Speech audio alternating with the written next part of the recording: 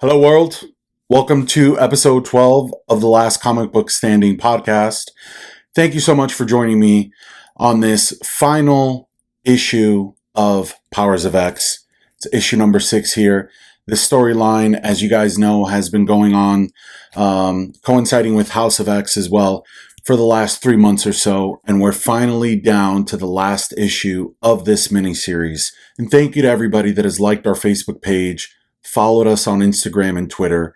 And if you haven't done so yet, remember to like this video, subscribe to the YouTube channel, and follow us on a week-to-week basis and see what we cover in the coming weeks ahead. Now, from this storyline, 6 brand new X-Men series are launching. It's all part of the Dawn of X era for the X-Men.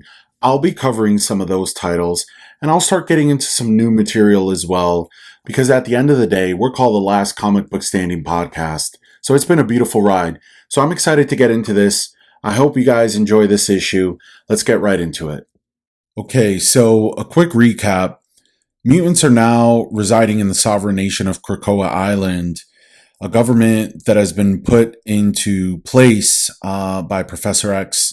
And humans have been made aware of this new age and change in society. And mutants are now being cloned and can now have their minds and consciousness backed up and installed into these clones in the event of their death. And they're working on making even more mutants. And for just one night, mutant kind can celebrate. And here we see the cover for Powers of X number 6. Moira standing in a field of mutant bodies. And this issue's quote is from Professor X. And now we build.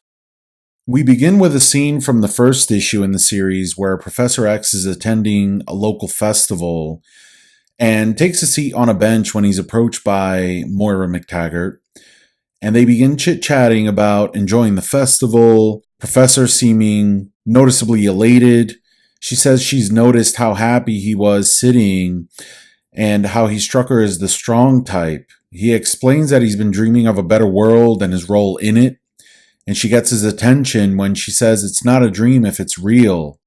And we see what quickly has become one of the best known frames from these issues when Professor X taps into Moira's mind to see who she really is and what exactly has been happening over and over again throughout many lifetimes. We then fast forward 1,000 years to a place called the Preserve. This habitat where we see this blue character called the Librarian roaming around when someone suddenly tries to attack him, and he stops them in their tracks, explaining he's much too powerful and too fast to be snuck up on. We then see Wolverine talking with the Librarian about this habitat, which is for mutants. The last few of them left, and Wolverine tells him all they want is their freedom, because he's slowly been teaching them about revolution, and that soon enough, the Librarian will be overthrown. But he tells Wolverine that he's pretty much out of time for any sort of thing like that. Wolverine points out that the Librarian is now speaking English, which he confirms, and explains he's downloaded the dead language in hopes of one day being able to have this important conversation with him and another important person who turns out to be Moira, who we see approach them both. Moira presses the Librarian to explain his motives, and she's told he's been studying and observing them for quite some time to see what makes them respond, what makes them tick. Wolverine asks what for. The Librarian goes on to explain that he's witnessed them survive for a millennia, and that although he's impressed, it will all soon come to an end as the Phalanx are coming to take over, and soon every single sentient being will be taken over and added to their superior collected consciousness and existence. And from there, they're going to merge into a black hole, which is sort of the pinnacle of collected consciousness, where they're going to be connected to this universal web of intelligence and awareness. In other words, become a part of what we call God. He goes on to tell them that everyone will die except for Moira, that he has other plans for her, He's planning on sending her to another planet to avoid being consumed, because if she dies before their merging process is completed, she's reborn with all that knowledge of their plans, and yet they will continue without being fully conscious of everything. Her life is the key for them remembering everything they know, so they can then add it to the pool of intelligence during the merging. All memories, all experiences, all knowledge is absorbed. So if she's not around, they lose out on everything she knows, and the collective will not be aware of that knowledge. His concern is that if she dies and is reborn, she'll figure out a way to stop them. His other option is to send her away, but he wonders if that too will really work. So he asks her, with all her knowledge of what she knows so far, how would she try to stop them? How does she ultimately try to defeat them once all humans are wiped out and almost all mutants are too? He tells them there comes a time when humans are destined to no longer exist, when the next step in the evolutionary process takes over. And he's referring to mutants. And he basically tells them that them arriving at that point in their brink of defeat is inevitable. It's winning that they're not destined to do. This next part is a shocker to them because he tells them that mutants are a naturally developing species in nature, but that once genetic manipulation becomes possible, now instead of waiting for mutants to slowly evolve, they can simply genetically modify their own superpowered beings. And this was their plan all along. All the machines, all the evolutions of the Nimrod Sentinel, all those were simply distractions to buy them time, to fly under the radar with their plans. That there is nothing they can do to prevent him from becoming a small part of the immortal divinity. Wolverine then puts his claws right through him, killing the librarian. Moira tells him now they know what their intentions are and what fate awaits them in the long run, so she has to go back to prevent it. And the only way she can do that is by once again having Wolverine take her out and ending her life. And this was the end of Moira's sixth life. That's when we see the end of Professor X's look into Moira's mind and memories. He's in shock and asks if they lose.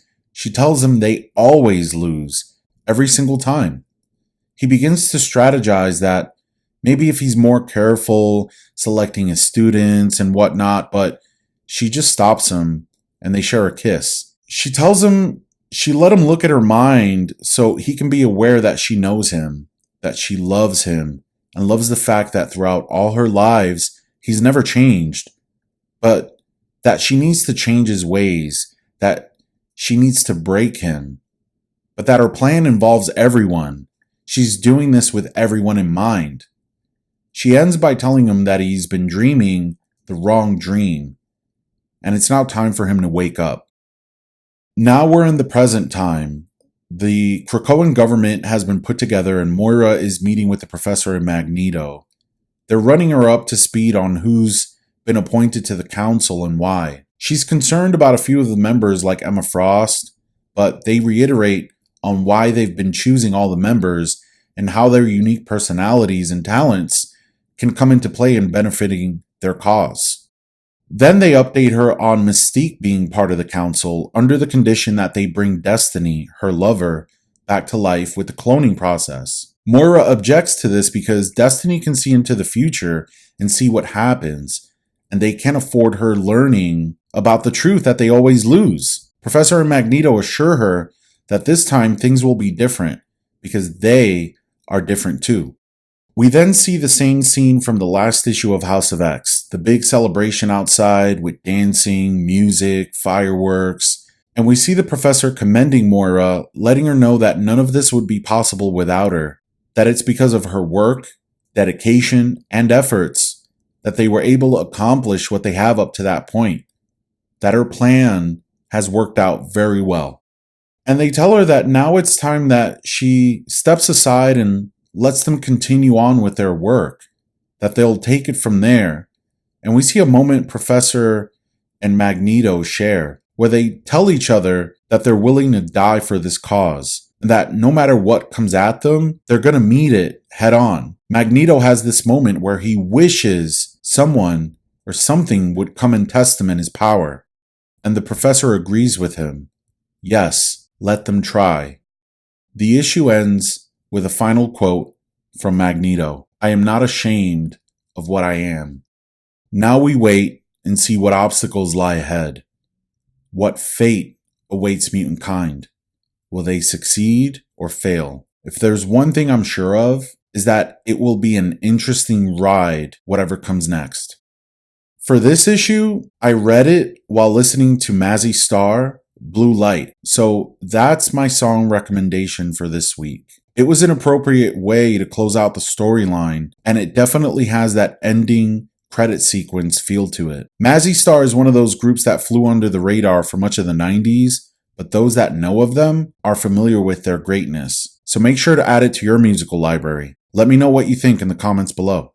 And there you have it, folks. That's the end of Powers of X. From now, brand new titles are on the way. I'll be covering a few of those, like I mentioned before. If you haven't had a chance to pick up the individual issues yet, don't worry. At the end of every storyline, usually the trade paperback comes out, collecting the entire story. So look out for those and just pick that up if it's a lot easier for you at your local comic book shop. Remember to tune in next week. Be excellent to each other. Peace.